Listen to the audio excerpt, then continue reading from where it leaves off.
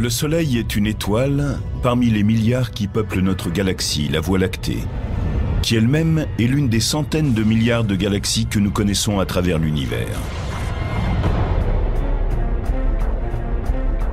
Le télescope Hubble nous permet de faire un magnifique voyage à travers les brumes de l'histoire. Grâce à lui, nous avons pu remonter le temps, quasiment jusqu'au fameux Big Bang. Chaque traînée de poussière, chaque bruit, chaque tache de lumière représente 1 million d'étoiles par ici et 1 milliard par là. Si nous voulons connaître notre place dans l'univers, il nous suffit de lever les yeux et de regarder loin, très loin, vers le royaume des galaxies extraterrestres.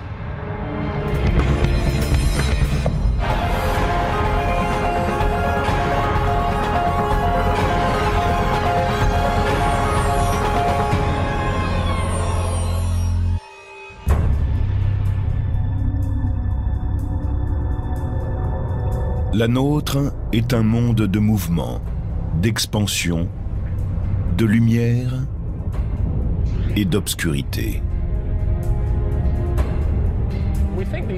On pense que l'univers est vieux de 13,6 milliards d'années. Par comparaison, la Terre et le système solaire ne comptent que 4 milliards. L'univers est donc 3 fois plus ancien que la Terre.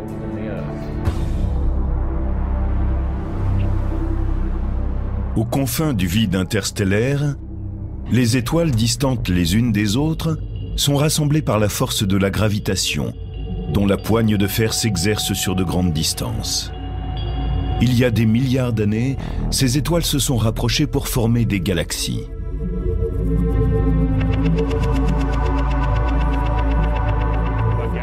Une galaxie est un rassemblement de centaines de milliards d'étoiles. Elles sont éloignées les unes des autres et ne se touchent jamais. Si on admet qu'elles font partie d'un même groupe, elles sont en même temps très distantes. Les galaxies me stupéfient.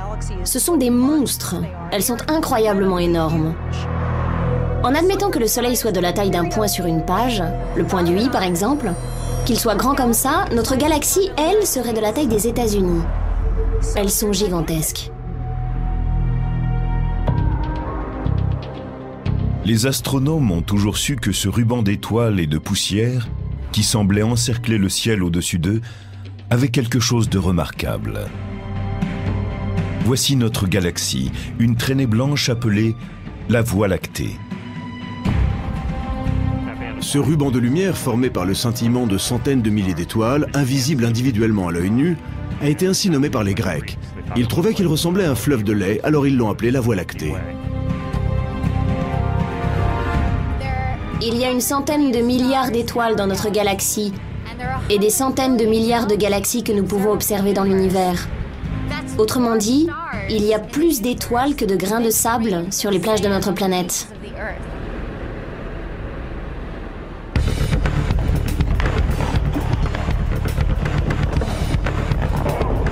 Pour comparer l'univers et ses galaxies, imaginez que l'une d'entre elles soit de la taille d'un palais de hockey de quelques centimètres de diamètre et qu'elle soit éloignée de la suivante d'une distance équivalente à quelques palais. Et de même pour la suivante, si bien qu'on a un palais ici et un palais là.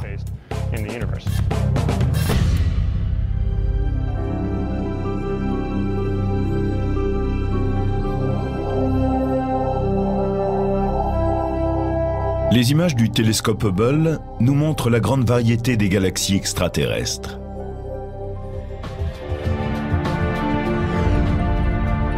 Voici la galaxie du Sombrero, connue aussi sous le nom de M104.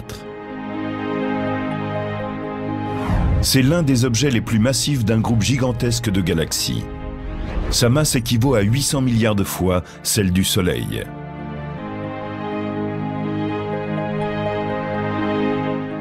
Comparé à celui de la Voie lactée, son disque présente un renflement plus important.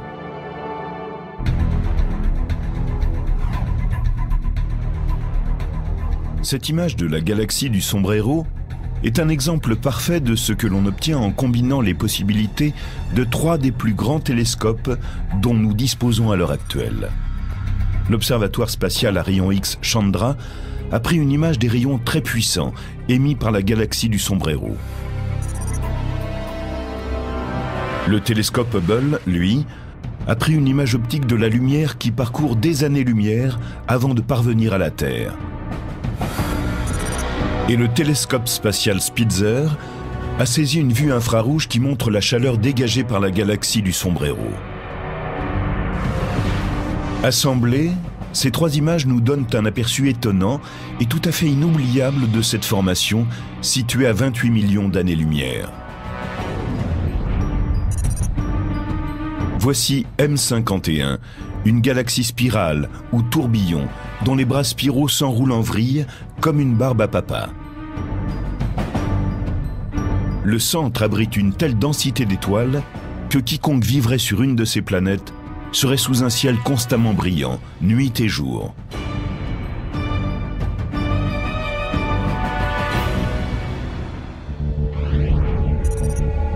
Centaurus A est une galaxie qui émet d'énormes quantités d'ondes radio.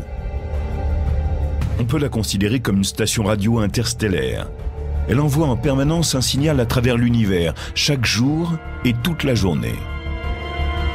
C'est la plus proche de ce qu'on appelle les galaxies actives, c'est-à-dire celles dont les noyaux dégagent d'énormes quantités d'énergie. Voici une image du champ ultra-profond d'Hubble, HUDF JD2. Obtenue à partir du télescope spatial Hubble, elle nous montre combien l'univers est vaste et comment ces espaces lointains sont loin d'être vides. En observant jusqu'aux confins de l'univers, vous remontez le temps. Vous retournez jusqu'au moment où elles étaient jeunes, où elles n'avaient que quelques pourcents de leur âge actuel.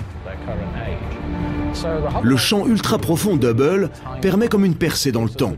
Il nous montre les galaxies telles qu'elles étaient avant que nous n'existions, avant même le système solaire et bien sûr avant la naissance de la Terre. Celle-ci est âgée de 4 milliards d'années et les galaxies de 13 milliards. La lumière les a désertées avant même la formation de notre planète. La grande galaxie qui est la plus proche de la Terre, la galaxie d'Andromède, est distante de près de 2 millions d'années-lumière. Donc la lumière venue d'Andromède met 2 millions d'années pour arriver chez nous. Si bien que quand on observe cette galaxie, on la voit telle qu'elle était il y a 2 millions d'années. Et c'est une des plus proches de nous. En regardant plus loin dans l'espace, on remonte plus loin dans le temps.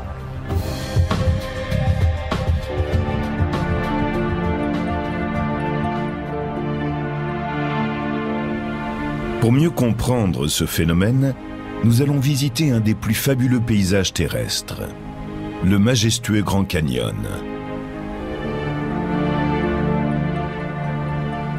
Quand vous regardez les couches en partant du haut vers le bas, vous voyez des pierres de plus en plus vieilles. Donc on peut dire quel était leur environnement. Ainsi, on peut découvrir l'histoire géologique de cette région et ce qu'était notre planète il y a des millions d'années. De même, en regardant des étoiles de plus en plus éloignées de la Terre, les astronomes peuvent comprendre l'évolution de ces astres dans l'univers. Depuis les premiers jours de l'astronomie galactique, les observateurs ont remarqué que les galaxies avaient une grande variété de tailles et de formes.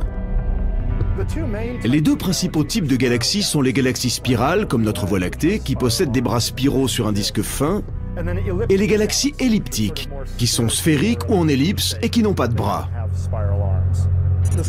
Les galaxies spirales comprennent beaucoup de gaz et de poussière, et de nouvelles étoiles s'y forment aujourd'hui encore. Les galaxies elliptiques, par contre, semblent avoir achevé il y a bien longtemps de produire des étoiles. Il existe aussi des galaxies, qu'on appelle irrégulières, qui comprennent généralement beaucoup de gaz et de poussière, mais sous forme de jolies spirales. Aujourd'hui, il est plus facile pour les spécialistes de poursuivre leurs recherches sur les signaux émis au centre d'amas d'étoiles très éloignés de la Terre. Car des noyaux instables et tumultueux évoluent au centre de nombreuses galaxies extraterrestres. Ils génèrent une énergie qui peut dépasser celle produite par l'ensemble des étoiles de leur galaxie. Ce sont les noyaux galactiques actifs.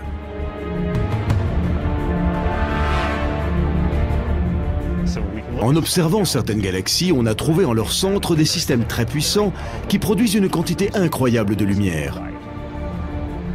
Ces galaxies sont très lointaines et en même temps très lumineuses.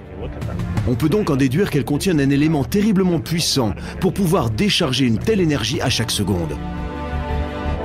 Parmi les noyaux les plus violents et les plus puissants, il y a les mystérieux quasars. Si nous observons les quasars, nous voyons qu'ils sont très éloignés de nous et que pourtant certains d'entre eux sont étonnamment lumineux. Le plus puissant est 3 milliards de fois plus lumineux que le Soleil. Ces fortes sources d'énergie, courants spectaculaires d'énergie électromagnétique, faisceaux lumineux qui éclairent le ciel sur des milliards de kilomètres, offrent un témoignage éblouissant de la façon dont l'univers peut produire de la lumière. Un quasar est parfois plus lumineux qu'une galaxie entière. Ainsi, en observant 3C 273, dont le télescope spatial Hubble a pris des images, on découvre qu'il éjecte sur le côté un important flux de matériaux, qui est presque la taille de la galaxie même. Ces noyaux galactiques actifs sont vraiment des trucs fous. Comme le montrent les noyaux galactiques actifs, l'espace est un endroit violent.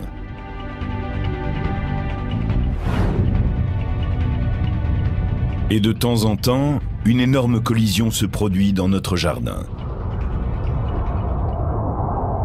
Le coupable de ce choc est une galaxie appelée la galaxie naine du Grand Chien.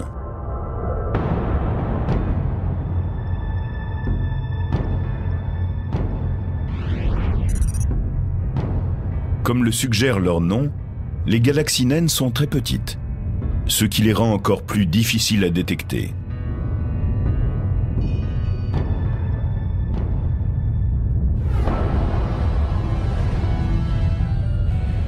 Aujourd'hui, la galaxie naine du Grand Chien met le cap sur la Voie lactée. Lorsque deux galaxies entrent en collision, la force de gravitation est un obstacle à toute tentative pour échapper à l'événement. Quand une petite galaxie arrive trop près d'une grande, les effets de marée peuvent l'étirer ou la déformer. La force d'attraction gravitationnelle de la plus grande va pousser et tirer les étoiles de la plus petite. On peut donc dire qu'une série de galaxies est un peu comme une série de palets lancés sur la glace dans un espace donné et qui se déplacent en se respectant l'un l'autre. Elles sont toujours à 2 doigts d'entrer en collision. Maintenant, quand cela arrive, la galaxie est déformée et étirée. Car celles-ci sont solides. Elles se composent de milliards d'étoiles séparées et chacune d'entre elles est sous l'influence des autres à travers la gravitation. Elles se distordent et génèrent des phénomènes d'attraction. C'est de cette façon que des étoiles, projetées loin d'une galaxie extraterrestre, peuvent continuer à briller à travers l'espace, parcourir des millions, voire des milliards de kilomètres, pour finir par se mêler à la nôtre.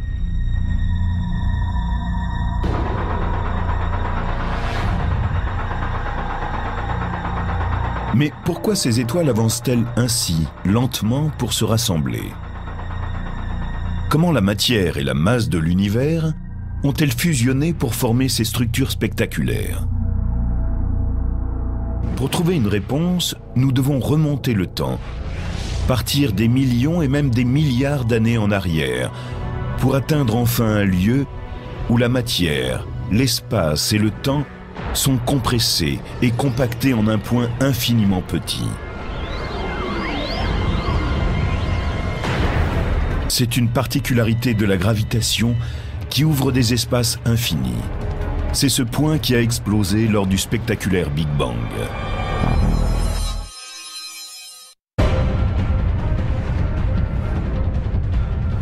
Il y a longtemps, la matière et l'énergie qui composent les galaxies extraterrestres n'étaient pas très éloignées.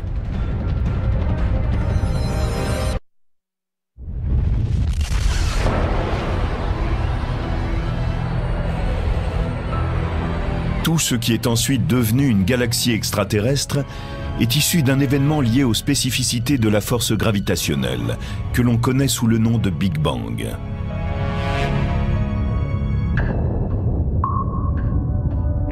Si nous repassons à l'envers le film de l'histoire de l'univers, nous arrivons à un point où la densité est très forte. Et en remontant encore, on arrive à un moment où toute la masse et l'énergie de l'univers est dans un seul endroit, à la densité infinie. L'expansion de l'univers nous enseigne une chose très importante, c'est qu'il y a un point de départ précis dans le temps. Dans les instants qui ont suivi le Big Bang, les lois qui régissent l'univers et les étoiles se sont mises en place. L'une des plus importantes d'entre elles est la loi de la gravitation. Après le Big Bang, bien sûr, l'univers a connu une expansion. Mais certaines parties étaient plus denses que d'autres. Sous l'effet de la gravitation, elles ont commencé à se contracter et à former les galaxies. Des poches de gaz qui se trouvaient à l'intérieur de ces nuages ont formé des étoiles en se contractant encore davantage que le nuage qui les englobait.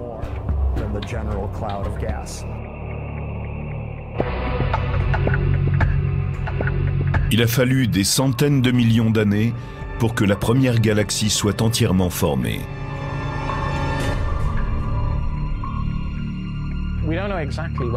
Nous ne savons pas exactement quand cela s'est produit. Nous avons cerné un laps de temps qui va de 500 milliards d'années jusqu'à 1 milliard d'années après le Big Bang. C'est au cours de cette période que nous pensons que les premiers objets ont commencé d'exister. Mais nous n'avons toujours pas découvert le moment précis où il n'y avait pas de galaxie.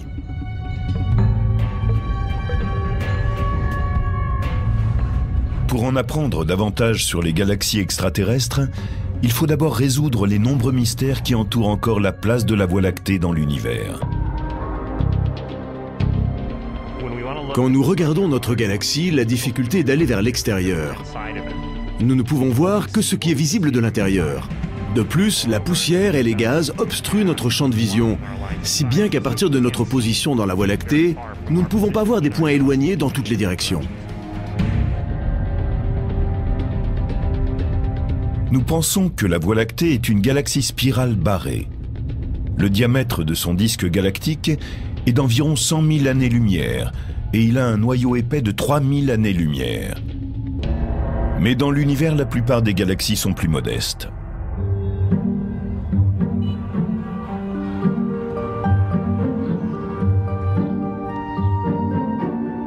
La Voie lactée et un certain nombre de galaxies extraterrestres ressemblent à des villes avec un noyau central dense et des banlieues plus espacées.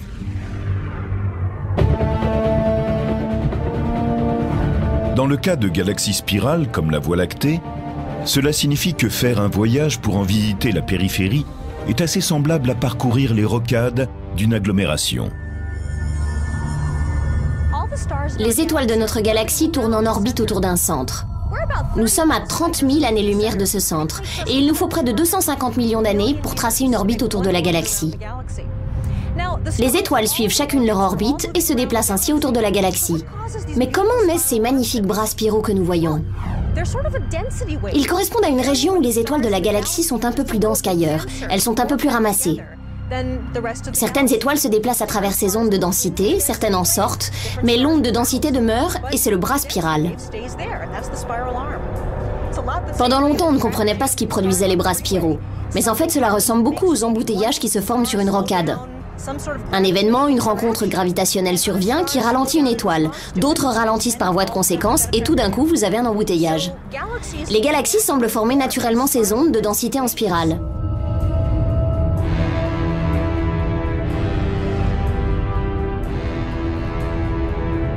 À 2,5 millions d'années-lumière de là, une autre galaxie menace la nôtre. Elle tourbillonne et garde un œil vigilant sur la Voie lactée. Cette partenaire de notre galaxie, notre voisine la plus vaste, a pour nom M31. Mais elle est plus connue sous celui d'Andromède.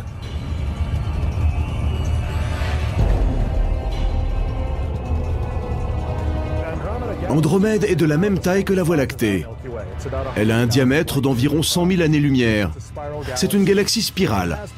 Peut-être sa formation d'étoiles est-elle un peu moins active aujourd'hui que celle de la Voie lactée, mais elles sont assez semblables. Andromède est sans doute le produit de plusieurs galaxies plus petites qui se sont agglutinées, ou de galaxies qui avec le temps sont entrées en interaction.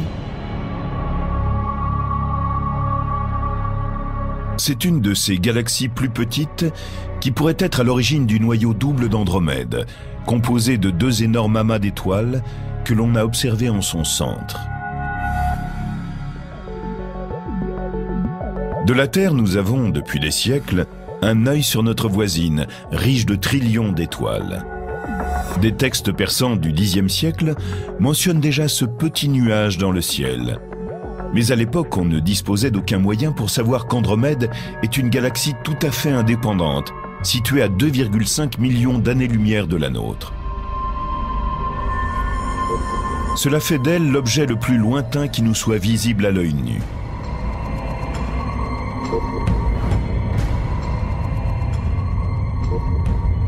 La Voie lactée est capable d'absorber l'impact provoqué par la collision avec une galaxie naine.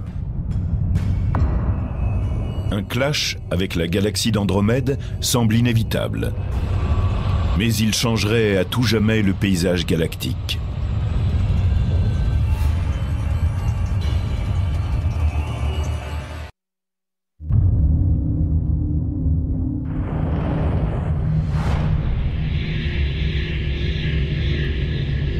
La gravitation, la force la plus répandue dans l'univers, rapproche sans cesse les deux galaxies.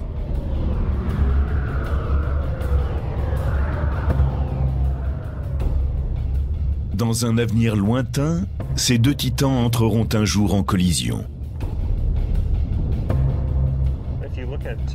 Quand vous observez la Voie lactée et Andromède, qui est la galaxie la plus proche de nous, vous voyez qu'elles se rapprochent à une vitesse assez stupéfiante, de plusieurs centaines de kilomètres par seconde. À l'heure actuelle, elles sont très éloignées, mais dans plusieurs milliards d'années, elles seront toutes proches et une collision semble inévitable.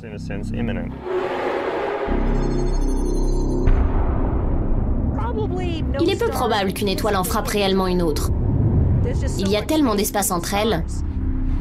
Mais quand Andromède entrera en collision avec nous, cela aura un impact considérable sur la Voie lactée. Certains objets célestes seront projetés dans le grand trou noir qui se trouve en son centre. Certaines étoiles seront arrachées et jetées dans l'espace. Ce sera dramatique. Notre ciel nocturne changera entièrement. Le mouvement constant des galaxies extraterrestres et les espaces de temps évoqués rendent tous ces événements difficiles à appréhender.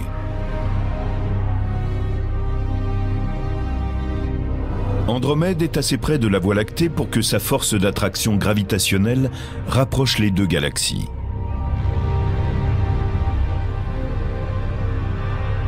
Mais la plupart des galaxies extraterrestres que nous voyons s'éloignent en se déplaçant.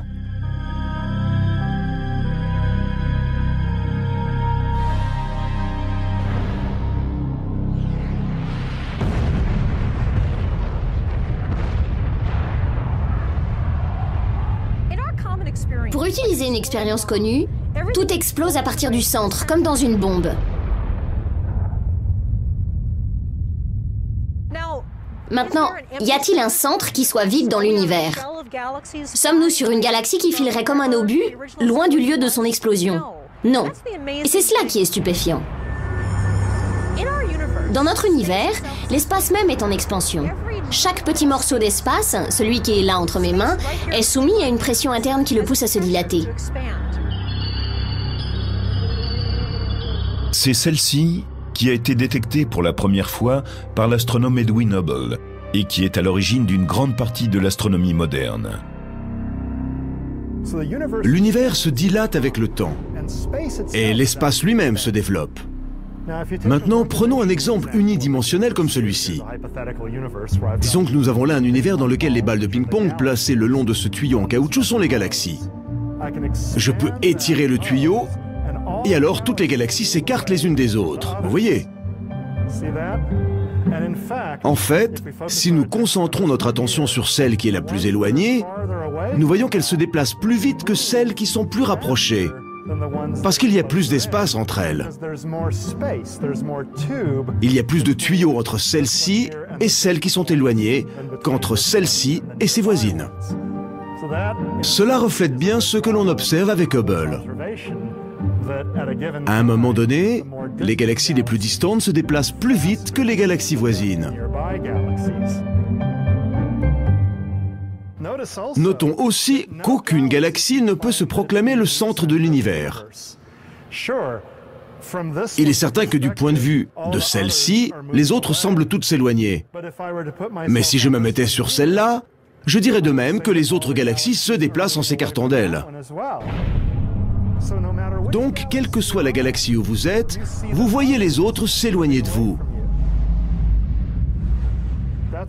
C'est ce qui arrive dans un univers en constante expansion. Aucune galaxie ne peut prétendre être le centre de l'univers.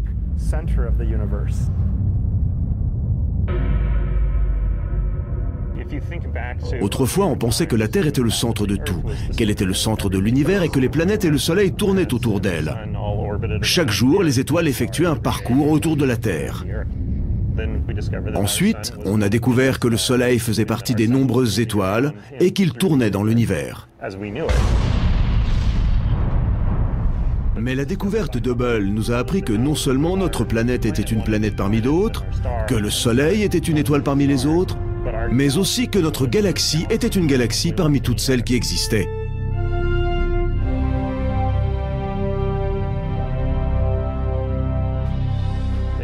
Cela a véritablement changé notre conception du monde et notre place dans l'univers, de nous rendre compte que notre galaxie n'était qu'une galaxie ordinaire. Que trouve-t-on dans notre voisinage? Partons à la rencontre des galaxies de notre région, un groupe en constante expansion. Les galaxies qui nous entourent forment un petit groupe d'une trentaine de galaxies. La Voie lactée et Andromède, appelées aussi galaxie M31, sont les deux plus importantes. La plupart des autres sont de petites galaxies naines.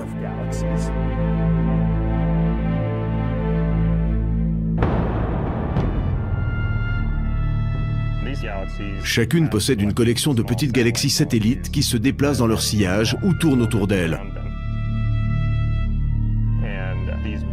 Les deux grandes galaxies sont sous l'influence de leurs masses respectives. Donc les petites tournent autour des grandes et les grandes tournent en quelque sorte l'une autour de l'autre. Nous avons un groupe d'une trentaine de galaxies qui tournent autour d'une masse commune centrale.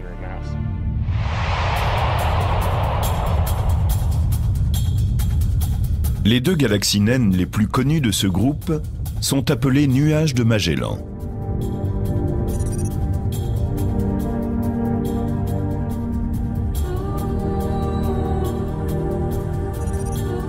Les spécialistes pensent aujourd'hui qu'elles tournent autour de la Voie lactée, en raison de l'effet de marée de notre galaxie.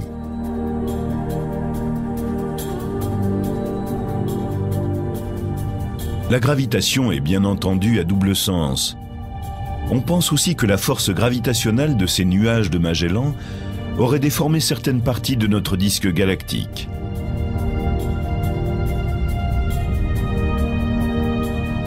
Après avoir mesuré l'énergie émise par les étoiles du petit et du grand nuage de Magellan, les astronomes pensent qu'elles sont d'une matière différente de celle de notre galaxie. Elles sont plus riches en hydrogène et en hélium que celles de la Voie lactée et contiennent peu de matière.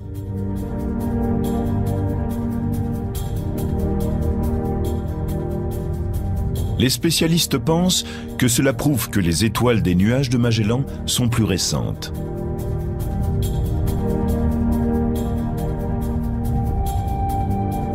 Ce balai gravitationnel entre les nuages et la Voie lactée semble durer depuis des millions d'années. Mais pendant ce temps, un autre affrontement plus mystérieux se poursuit au centre de notre galaxie.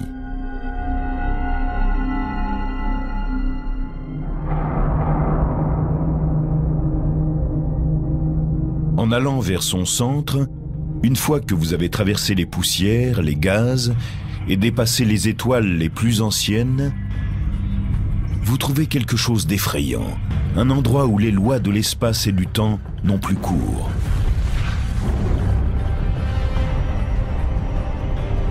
Au cœur de la Voie lactée, comme peut-être au cœur de toutes les galaxies extraterrestres, est tapi un animal gigantesque à l'appétit féroce. Une bête sauvage à laquelle rien ne peut échapper.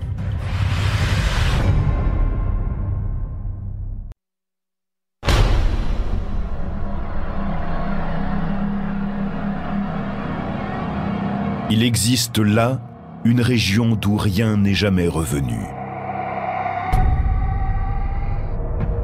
Un point de non-retour, un immense trou noir.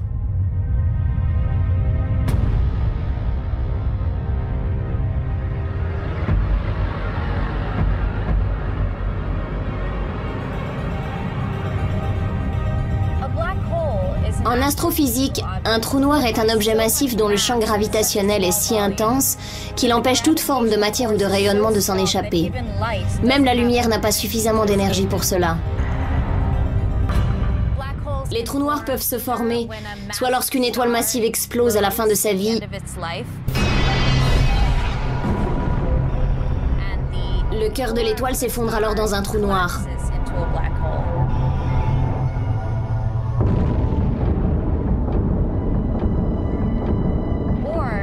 Ou on trouve aussi des trous noirs de masse gigantesque au centre des galaxies.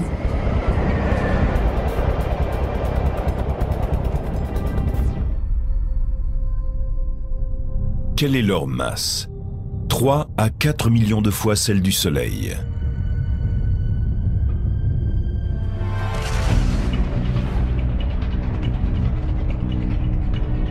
Parfois, les trous noirs avalent des étoiles entières, ce qui provoque des explosions violentes qu'on appelle les sursauts gamma. Pour émettre un rayon gamma, un objet doit avoir une température de milliards de degrés, voire plus. C'est une chaleur incroyable.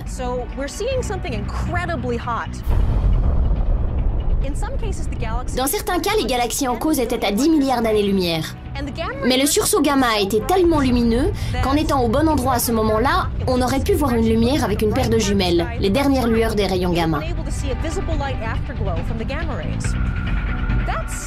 Avec des jumelles, on pouvait voir ce qui se passait à l'autre bout de l'univers, à 10 milliards d'années-lumière. Vous imaginez la force de l'explosion ?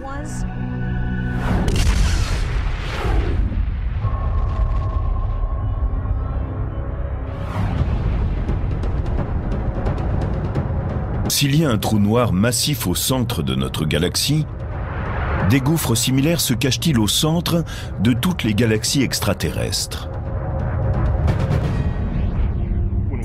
Tout récemment, en observant les galaxies voisines, nous avons découvert que la plupart d'entre elles semblaient avoir en leur centre d'immenses trous noirs qui seraient des millions, voire des milliards de fois plus grands que le Soleil. Il semble que ce soit un phénomène très répandu.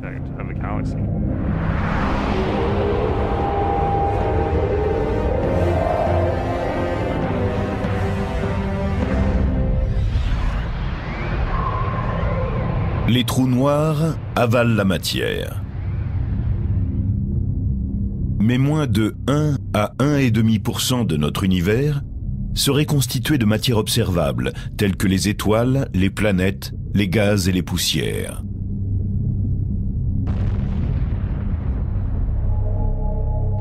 Alors, que représente aujourd'hui tout ce qui a été créé à la suite du Big Bang ?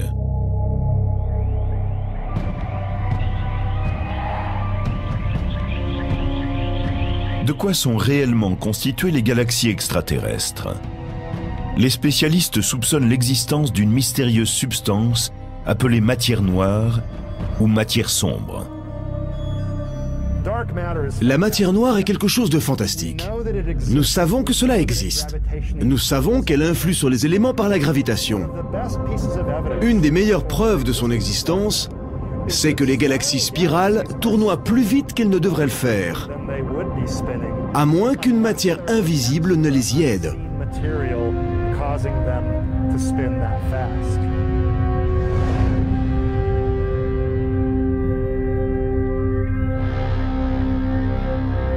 Richard Ellis, professeur à l'Institut californien de technologie, a inventé une nouvelle technique pour cartographier l'univers en 3 dimensions, y compris la matière noire.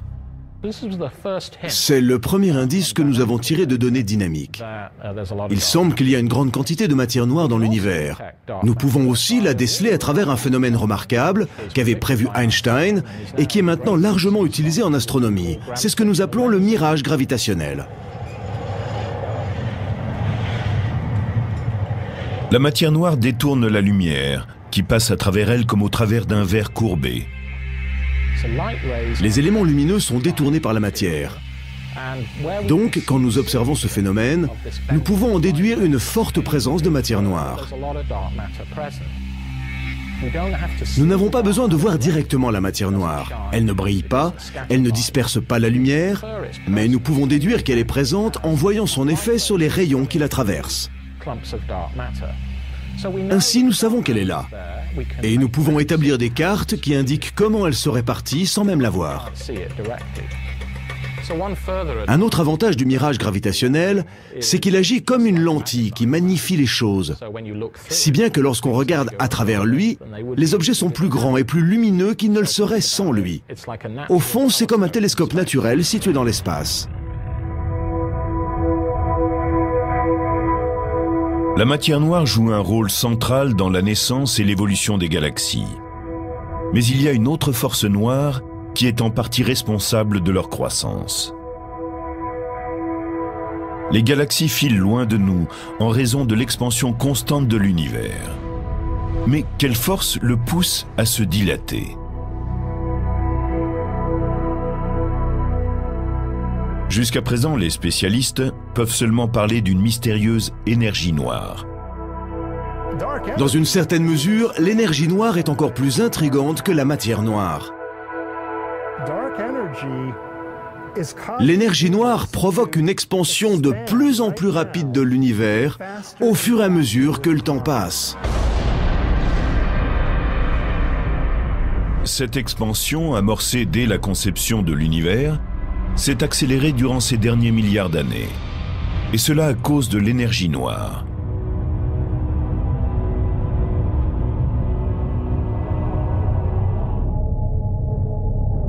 Par nature, la force gravitationnelle, qui rassemble les galaxies, faiblit avec le temps et l'espace entre elles s'agrandit. Donc, au lieu d'avoir simplement une poussée gravitationnelle qui ralentirait l'expansion de l'univers, l'énergie noire accélère cette expansion. Et elle fait cela depuis 4 ou 5 milliards d'années.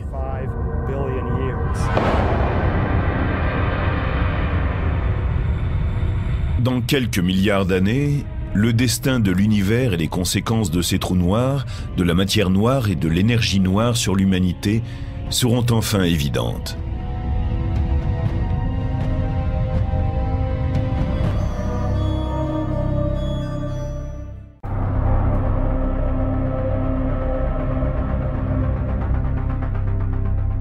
Quand une étoile se rapproche du trou noir, au centre de la galaxie extraterrestre, surgit le chaos.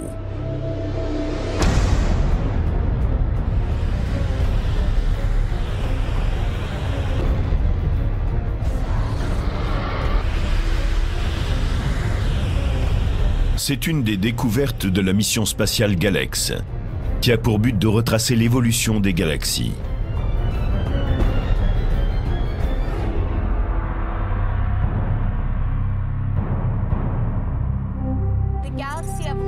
Le Galex lui-même est un télescope qui observe l'univers sur des longueurs d'onde ultraviolettes.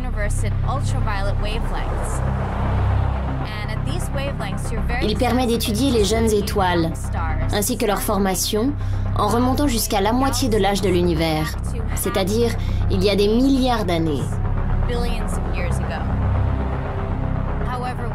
Mais avec ce télescope, nous cherchons aussi les éclairs lumineux qui se produisent quand une étoile est avalée par un trou noir. À ce moment-là, l'étoile ne peut tenir plus longtemps. Elle est déchirée en morceaux et son gaz plonge dans le trou noir. Une partie de ce gaz va être éjectée du système à grande vitesse, mais une autre partie va plonger dans le trou noir. Au cours du processus, il sera porté à une très haute température et produira un éclair lumineux de rayons ultraviolets et de rayons X. Grâce à Galex, Suvi Gezar et d'autres chercheurs peuvent surveiller tout ce qui se passe, à une distance de 4 millions d'années-lumière.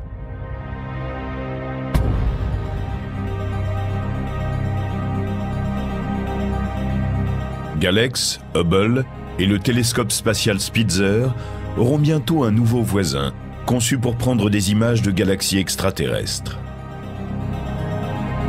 Le télescope spatial James Webb doit être lancé en 2013. Il est conçu pour fonctionner dans les gammes d'ondes du proche infrarouge et de l'infrarouge moyen, ce qui n'a jamais été fait auparavant.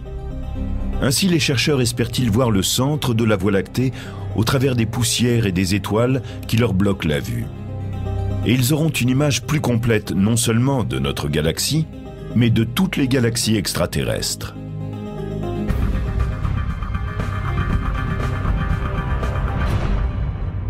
Le télescope James Webb diffère du télescope Hubble pour deux raisons. D'abord, il est plus puissant car son miroir est plus grand. Ensuite, il travaille sur des gammes d'ondes infrarouges légèrement plus fines. Ce qu'ont en commun Hubble et Webb, c'est la capacité à voir à travers les turbulences atmosphériques, qui empêchaient jusque-là les astronomes de prendre des images parfaites de 95% du ciel. L'atmosphère de la Terre est pleine de turbulences. Elle brouille les images des étoiles. Si la Terre n'avait pas d'atmosphère, nous pourrions les voir comme des points lumineux parfaitement dessinés. Mais en traversant l'atmosphère, la lumière se déforme et devient une tache confuse. Il y a deux façons de résoudre le problème. L'un consiste à aller dans l'espace. L'autre est de fixer le télescope au sol et d'effacer les effets des turbulences. C'est une technologie qu'on appelle l'optique adaptative.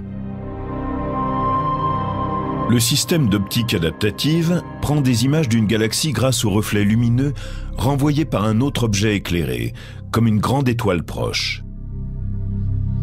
Pour effectuer un relevé d'optique adaptative, vous avez besoin d'une étoile très grande parce que vous faites vos mesures de l'atmosphère 100 ou 1000 fois par seconde. Il vous faut donc observer un objet très vaste.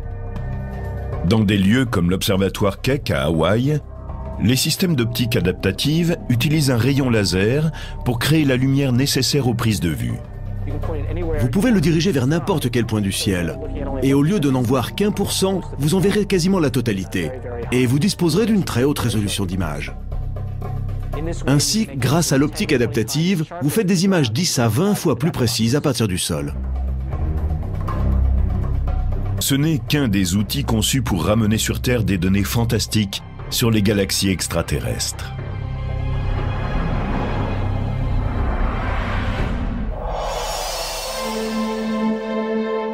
Bien sûr, l'univers abrite beaucoup d'objets plus grands que la Terre, plus vastes que le système solaire, plus étendus que notre galaxie. Quand on se rend compte que la Voie lactée n'est qu'une des centaines de milliards de galaxies de l'univers observable, on se sent tout à coup une petite partie de quelque chose de beaucoup plus vaste que notre planète Terre. Qu'on le veuille ou non, notre place dans l'univers correspond à un point qui serait sur un point, qui serait lui-même sur un autre point, situé sur un minuscule oasis de vie bleu-vert qui flotte dans le vaste océan des galaxies extraterrestres.